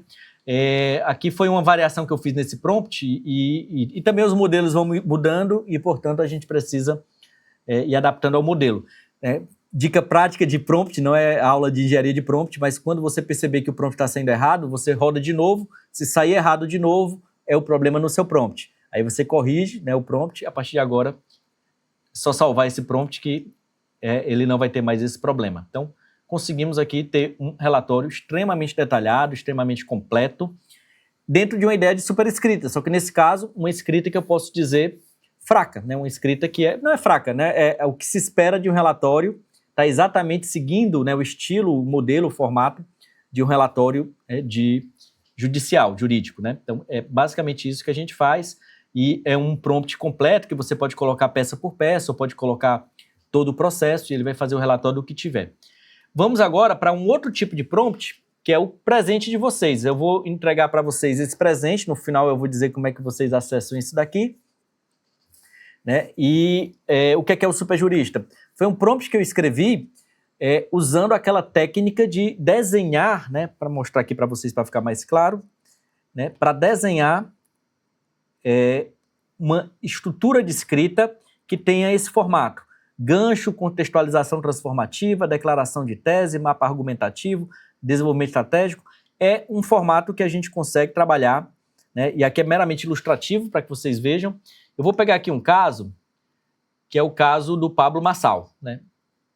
O caso da cadeirada que o Pablo Marçal deu no Datena. Eu vou pedir para ele aqui para escreva a sustentação oral para defender o Datena. Eu vou colocar aqui o Datena porque, como eu estou pegando a petição inicial, a única informação que ele vai ter é a da inicial. Então, ele vai ter que ter uma criatividade para construir argumentos de defesa. Ele não está tirando do documento, ele está criando. A gente está saindo do modo de transformação, que é simplesmente pegar o que está no processo e transformar no texto final, para um modo de criação. A gente está colocando o processo e dizendo, olha, a partir daqui faça uma inferência, especule como é que seria uma sustentação oral. Então ele vai seguir aquela lógica, e nesse caso eu pedi para ele colocar os tópicos, porque como eu vou controlar isso daqui, eu quero saber quais são os passo a passo que ele está tomando, né, para fazer isso. Então ele vai começar com um gancho inicial, Senhores julgadores, não venham aqui hoje defender um ato de violência, mas sim restaurar a verdade que as aparências insistem em ocultar. Pois não é o gesto isolado que define o homem, mas sim o homem que deve ser compreendido pela história que precede o gesto. Um monte de figura-linguagem que está no prompt, que Asmus que colocou aqui. Esse é um caso, e aí ele coloca a contextualização transformadora.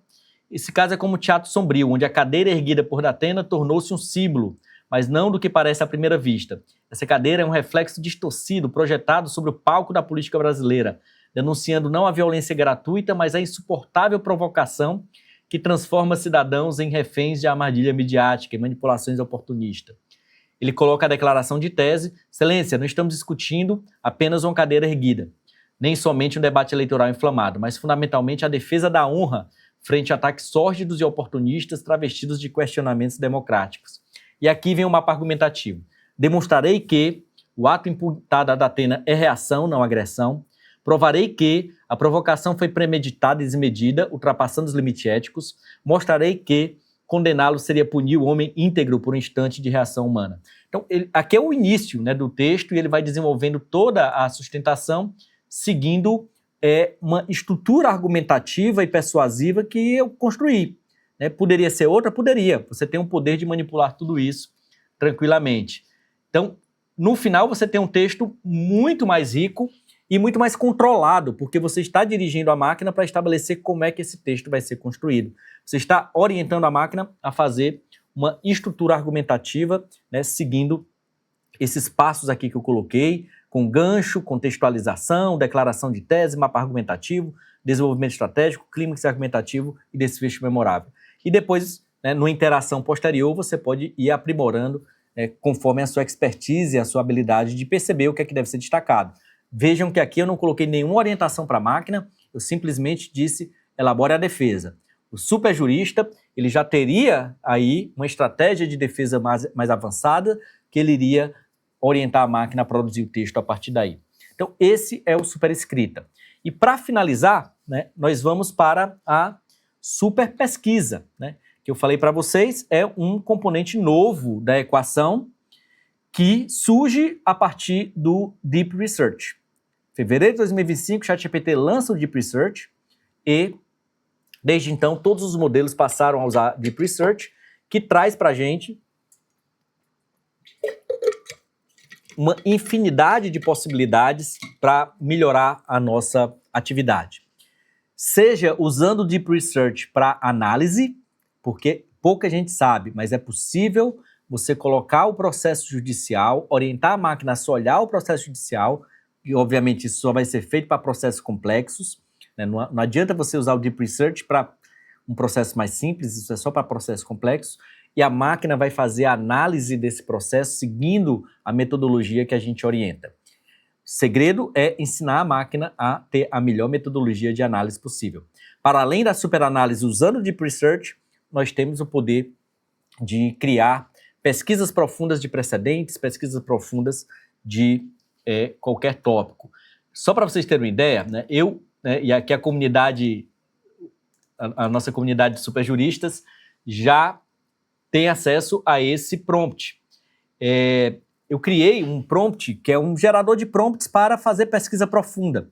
Porque se eu vier no ChatGPT, aqui numa nova conversa, ativar o pesquisa profunda, e aqui pouca gente sabe, pesquisa profunda é esse botão investigar. Se você não apertar esse botão investigar, não é pesquisa profunda. Pesquisa profunda é um recurso que, se você clicar aqui, muda o jogo. Mudou o jogo em que sentido? Porque a partir de agora, você vai fazer uma solicitação, por exemplo, faça uma pesquisa de precedentes sobre responsabilidade civil em furto de veículo em supermercado. Se eu peço isso daqui, a primeira etapa da atividade desse modelo vai ser criar um plano de pesquisa. E aí ele está estabelecendo, por exemplo, qual é a jurisdição, colocou algumas coisas genéricas. E uma vez que eu faço aqui Brasil, vou responder para a gente prosseguir, Brasil, sim, colocar tudo aqui, tudo. Pronto, a partir do momento que eu faço isso e ativo o pesquisa profunda, nós ativamos o modo em que ele, a partir de agora, vai acionar uma equipe de pesquisadores que vão pensar em voz altas e vão pesquisar em centenas de fontes ou dezenas de fontes ao mesmo tempo para trazer uma resposta de qualidade estruturada para a gente. Isso que eu fiz é o modo que todo mundo faz, e é um modo ingênuo, não é o superjurista. Isso daqui é o jurista amador que conhece a ferramenta, o que é até raro, mas que conhece isso daqui, começa a usar e fica, uau, que coisa legal, que massa a resposta, ela me trouxe toda a jurisprudência sobre o tema, que legal. Só que, como você não está direcionando a pesquisa para uma pesquisa de qualidade, a tendência é que o resultado seja fraco. 10, 15 páginas com notícias do Conju, notícias da página do STF, da página do STJ, mas não é, de fato, a melhor fonte de pesquisa. Então, ele começou a pesquisar aqui agora, vamos ver se ele vai aparecer aqui a abazinha aqui pensando em voz alta. Né? Vamos ver se antes disso, enquanto ele está pensando aqui, eu vou ativar um modo superjurista. Né? Eu vou ir no meu prompt. Isso daqui é o Claude, eu estou dentro do Claude, não estou no ChatGPT, mas eu vou usar o resultado disso daqui que ele vai produzir para iniciar uma nova pesquisa no ChatGPT, ou no Gemini, ou no próprio Claude. Que é o seguinte, eu vou pegar o mesmo comando que eu dei, cadê aquele comandinho que eu dei? Ups, não é esse. Ele está pensando aqui, vou pegar exatamente o mesmo comando e vou pedir para ele criar o prompt. Esse project, ele é um project especializado em criar prompts para o Deep Research. A partir de agora, ele vai fazer um prompt extremamente eficiente, em que ele vai estabelecer, né, um contexto processual para orientar a pesquisa, vai estabelecer que é justiça comum, porque é furto em supermercado, o tema é direito civil, responsabilidade civil contratual, criou uma série de perguntas que têm que ser respondidas, estabeleceu estratégia de busca de precedentes no STF, tribunais superiores, tribunais regionais, TJs, né? Turmas de uniformização, né? Estabeleceu fontes doutrinárias, dissertação, artigos especializados, estabeleceu marco temporal para a pesquisa, criou algumas palavras-chave, colocou operadores de busca e, mais importante, estabeleceu um mapa de saída. Nesse mapa de saída, ele vai dar a síntese executiva, vai dar o mapeamento normativo, né, quais são as normas, análise jurisprudencial que ele estabeleceu, reproduzindo a ementa sempre que necessário, fundamentação doutrinária e, enfim, tem um relatório completo. Eu pego isso daqui, venho novamente para o ChatGPT, ativo o nosso investigar e crio o nosso prompt de pesquisa. A partir de agora, nós mudamos o jogo, porque nós estamos criando uma super pesquisa para um Deep Research. É a super pesquisa em ação. E aí, ele colocou, eu peço um relatório de 50 páginas, né, e aí em português, e ele vai colocando, sim, vou colocar assim aí, e deixar ele pensando aqui na resposta. A partir de agora, a gente vai ter uma pesquisa muito diferente dessa daqui. Essa pesquisa aqui, cadê a pesquisa que a gente fez? Deixa eu fechar esse. Opa. Não é esse. Pronto.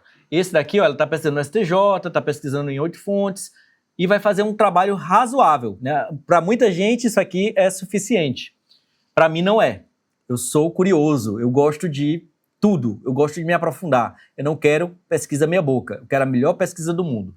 E essa melhor pesquisa vai ser feita com esse daqui. Por alguma razão ele não está indo, mas enfim,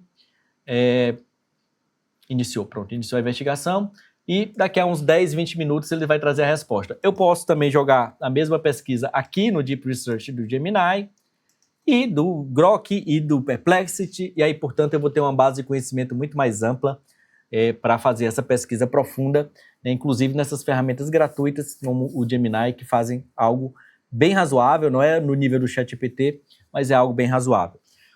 Último exemplo que eu vou dar é o exemplo da super pesquisa em demandas de medicamento.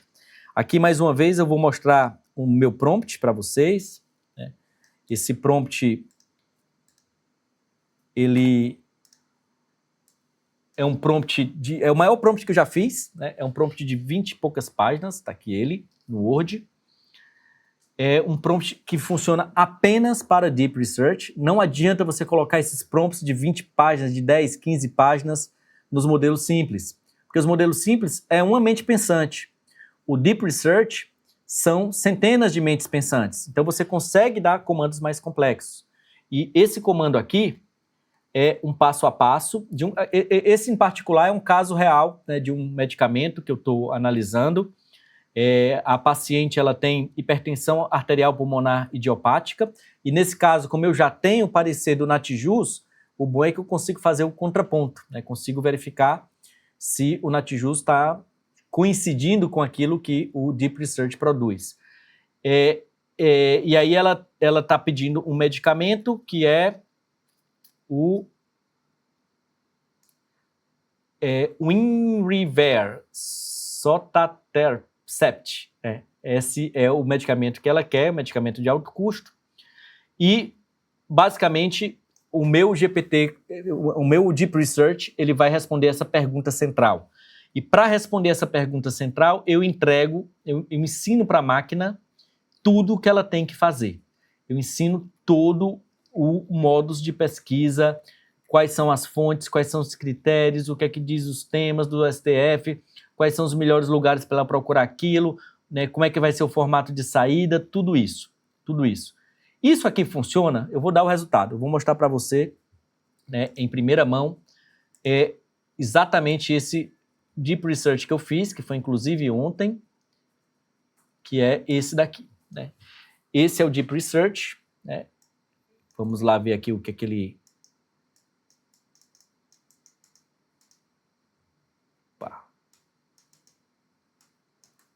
Enfim, não estou conseguindo pegar aqui. Ah, pronto. Tá aqui, esse é aquele prompt que eu coloquei, né? Um prompt de 26 páginas. Aqui é o Deep Research, vamos ver quanto tempo que ele pensou. Ele pensou por 9 minutos, nem foi tão demorado, mas fez uma busca de 114 fontes. Aliás, 23 fontes, 114 buscas, né? E fez uma análise aqui, que a gente pode abrir o nosso PDF para ver a qualidade no trabalho que ele fez. Eu não coloquei aqui, né, qual foi a conclusão do Natijus, eu quis que a máquina fosse atrás para saber se parece.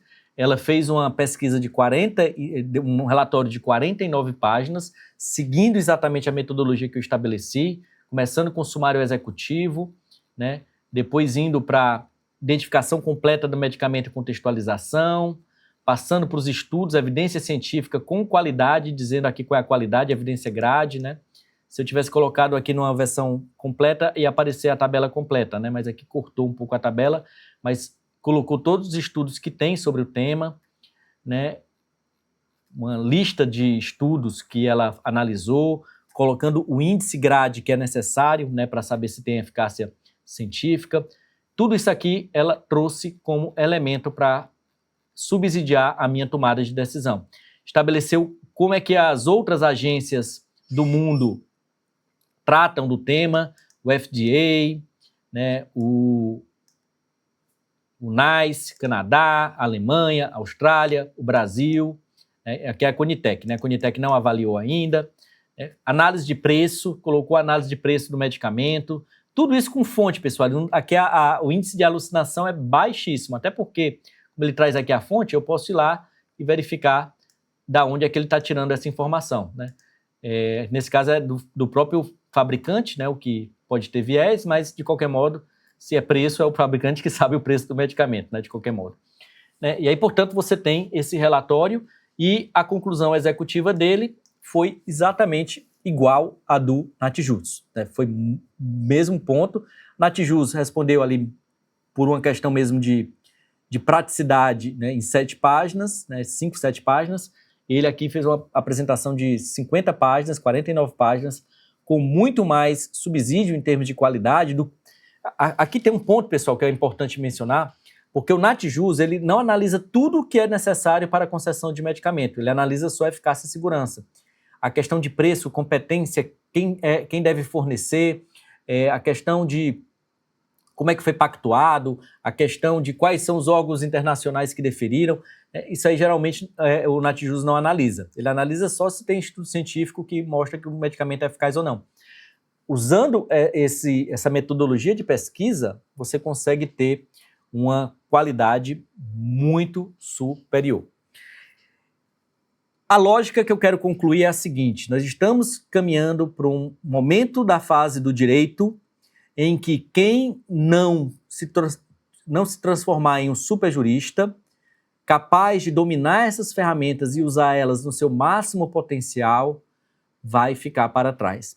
E vai ficar para trás não porque não é inteligente, não porque não conhece direito, não porque não sabe escrever, não.